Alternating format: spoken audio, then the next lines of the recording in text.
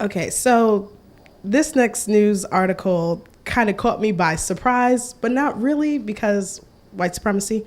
But so apparently some high school students at a California school decided that they wanted to shoot a video of themselves doing the Nazi salute and singing, basically the Nazi theme song. Like there's a graphic of them standing around a table where there are red Solo cups that are positioned in the sign of a swastika.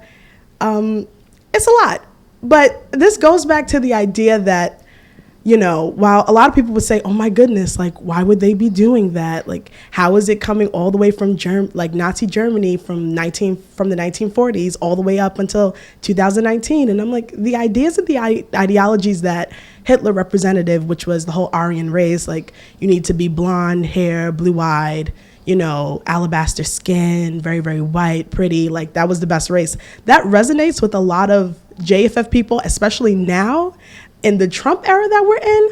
So I think that it's really, really important that we look at, again, ideologies, like they transfer from generation to generation. And also we need to stop presenting the argument that all of this like old racism has been left in the past, like that died with their grandfathers, right. Or they could say, well, it's not my fault that I'm this way. My grandfather was this way. And I'm like, hey, these children are literally high school age ranges from 14 to 17.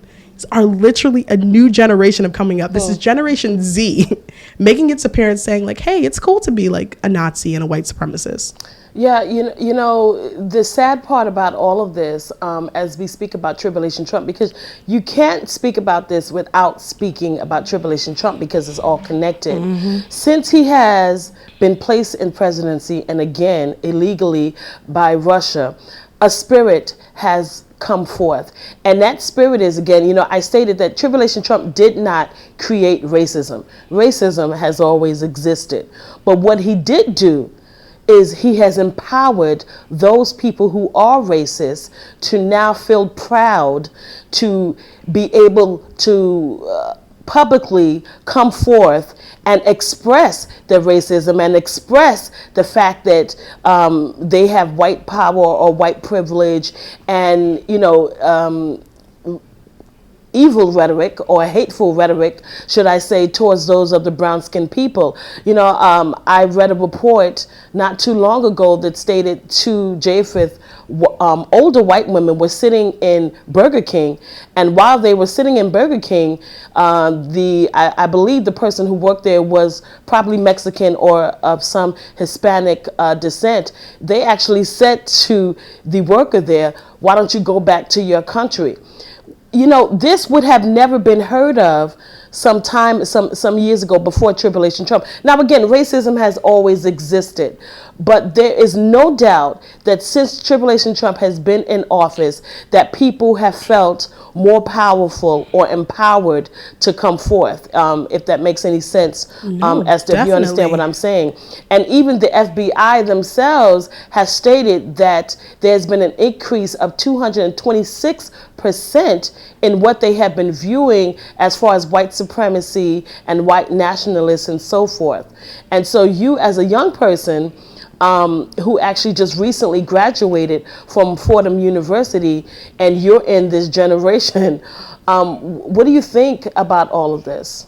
I mean, it definitely comes on the tail end of the 2016 election. Yeah. It happened so much so that it happened at Fordham University. Like, there were a lot of Jewish students. The Jewish Students Association, which is a club on campus, was viciously attacked by, far-right students who were just telling them that, as white people, they were better than them. There were swastikas found in the bathrooms, in the dorm rooms. So it's surprising, but not very much so surprising, because when you just think about what Trump represents and what Trump does and, the ideas that he puts forth and the racist tropes that he uses, it's sickening, because you would think that as a society that we would have come a little bit further than where we are. Yes. But then at the same time, it's also like, honestly, all of these things have been happening. They happen, like, come on. They happen to us in the street. I mean, literally a young woman told pastor that he didn't belong in this community. Yes, and she was from Iowa. That's right. It's like, what gives her the right That's right. to come to Harlem? Yeah. Absolutely. And say that. Yeah, I mean, we are in a community that has been gentrified and taken over by much of JFF who have come into this community.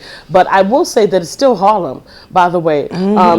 You still feel the beat of Harlem, regardless of the $1 million condos that they have surrounded here and all of these so-called fancy stores that they're trying to put up here, not for the indigenous people of this community, but for the people who have moved into this community. But what I do find also interesting is, remember a couple of years ago, Esther, we did the Gettysburg reconciliation, the racial reconciliation, and that was to bring blacks and whites all together. It was extremely successful those years ago, and there were many people, many Japheth people, in fact, who supported Pastor Manning when he did this event.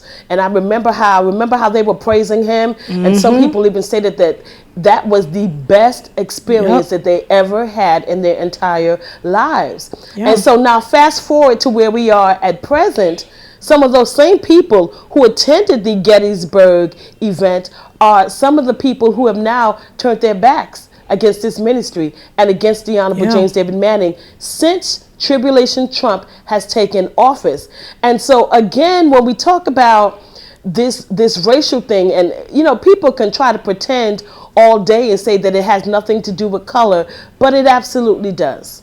It absolutely does. Stop being so ignorant. Take your head out the sand and face what is truth. It is about color, whether you want to receive it or not. Tribulation Trump has a problem with brown-skinned people. Period. I believe that, and Pastor has stated this many times, he feels threatened by black men, and he definitely feels threatened by strong black women. And so this is the age in which we live. So watching these young JFF students, salute Nazis and so forth, it's not going to be an uncommon thing because the spirit, again, has been put forth. So we're going to see this time and time again. And though the school has stated that they've made some type of disciplinary actions against these students, which we don't know exactly what that is or what that was, we're going to see this again, don't you think?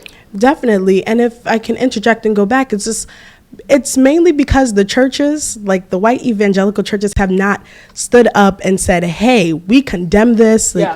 What Pastor did is, and honestly, when you look at the analysis of the long-legged Mac Daddy, Obama's presidency, those 8 years, there were a lot of conversations about race that some people in America wanted to have. Yes. And Pastor had those conversations, but they didn't want to come because he wasn't on the tail end of so-called black leaders like Al Sharpton and Jesse Jackson and then even Obama. So if you look at this, all the people who came, the JFF people, white people who came to Gettysburg and was like, yes, Pastor, we're standing with you.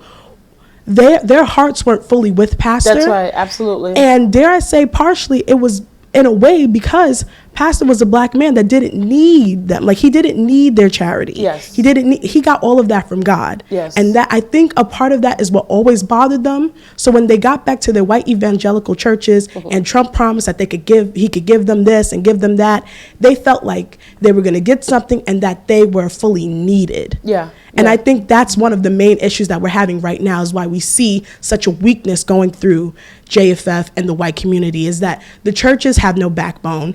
The preachers have no backbone. That's right. They're so far, on Tribulation Trump that they just can't break away from it. They can't. And the thing is, I think it's frustrating to them.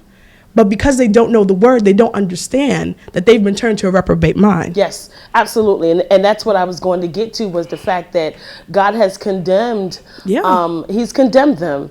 And there's nothing that they are going to be able to do about it. This is the work of God, and, only God can change what he does. This is a bit of a news blog we do, looking at spiritual wickedness in high places for the most part, making some observations about it and giving people a biblical foundation to the way of interpreting, rather than have Sean Hannity or Laura Ingraham or Janine Pirro or Anderson Cooper or Rachel Maddow or Don Lemon Rush Limbaugh interpret what's going on in the world. You come to me and I'll tell you based on what the Word of God says.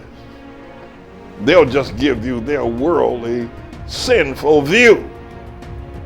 But the Manning Report will tell you what God has said, whether to say yea or nay, whether to go or to stay. You'll be led by the word of Almighty God. Come to the Manning Report on a daily basis to interpret the spiritual wickedness in high places, because there's plenty of it that's going on.